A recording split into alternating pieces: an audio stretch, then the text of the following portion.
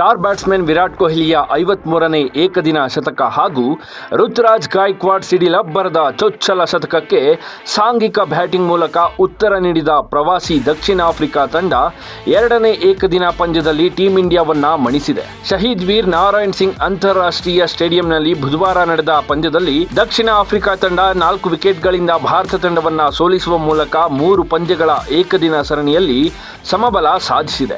ಇದರಿಂದಾಗಿ ಡಿಸೆಂಬರ್ 6ರ ಶನಿವಾರದಂದು ವಿಶಾಖಪಟ್ಟಣದಲ್ಲಿ ನಡೆಯಲಿರುವ ಸರಣಿಯ 3ನೇ ಹಾಗೂ ನಿರ್ಣಾಯಕ ಪಂದ್ಯ ಕುತೂಹಲ ಮೂಡಿಸಿದೆ. ವಿರಾಟ್ ಕೊಹ್ಲಿ ಮತ್ತು ಋತುರಾಜ್ ಗಾಯಕ್ವಾಡ್ ಅವರ ಶತಕಗಳ ಹೊರತಾಗಿಯೂ ಭಾರತ ತಂಡ ದಕ್ಷಿಣ ಆಫ್ರಿಕಾ ವಿರುದ್ಧ ಸೋಲನುಭವಿಸಿದೆ. ಏಡನ್ ಮಾರ್ಕ್ರಮ್ ಅವರ ಅಮೋಘ ಶತಕದ ನೆರವಿನಿಂದ ದಕ್ಷಿಣ ಆಫ್ರಿಕಾ 4 ವಿಕೆಟ್ಗಳ ಜಯ ಸಾಧಿಸಿ 3 ಪಂದ್ಯಗಳ ಸರಣಿಯನ್ನ 1-1 ಅಂತರದಿಂದ ಸಮಬಲಗೊಳಿಸಿದೆ. ಬುಧವಾರ ನಡೆದ ಪಂದ್ಯದಲ್ಲಿ ಟಾಸ್ ಸೋತು ಮೊದಲು ಬ್ಯಾಟಿಂಗ್ ಮಾಡಿದ ಭಾರತ ತಂಡ ಮಧ್ಯಮ ಕ್ರಮಾಂಕದಲ್ಲಿ ವಿರಾಟ್ ಕೊಹ್ಲಿಯ 102 ರನ್ ಹಾಗೂ ಋತುರಾಜ್ ಗಾಯಕ್ವಾಡ್ರ 105 ರನ್ನಿಂದಾಗಿ ನಿಗದಿತ ಓವರ್ಗಳಲ್ಲಿ 5 ವಿಕೆಟ್ಗೆ 358 ರನ್ಗಳ ಬೃಹತ್ ಮೊತ್ತ ಪೇರಿಸಿತ್ತು. ಪ್ರತಿಯಾಗಿ ದಕ್ಷಿಣ ಆಫ್ರಿಕಾ ತಂಡ ಆರಂಭಿಕ ಆಟಗಾರ ಏಡನ್ ಮಕ್ರಮ್ ಅವರ 110 ರನ್ ಹಾಗೂ ಮ್ಯಾಥ್ಯೂ ಬ್ರಿಡ್ಜ್ಗೆ ಅವರ 68 ರನ್ ಹಾಗೂ ಡೆವಾಲ್ ಬ್ರೆವಿಸ್ 54 ರನ್ ಅರ್ಧ ಶತಕಗಳ ನೆರವಿನಿಂದ 49.2 ಓವರ್ಗಳಲ್ಲಿ 6 ವಿಕೆಟ್ಗೆ 359 ರನ್ ಬಾರಿಸಿ ಗೆಲುವು ಕಂಡಿತು.